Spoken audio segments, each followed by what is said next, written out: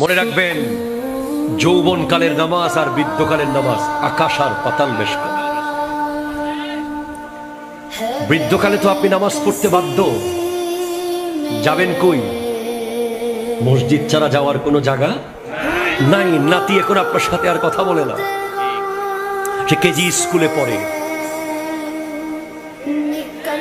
ঠিক কিনা জোরে বলেন না। আপনি যখন অফিসার ছিলেন তখন ডানে বামে সবাই ছিল।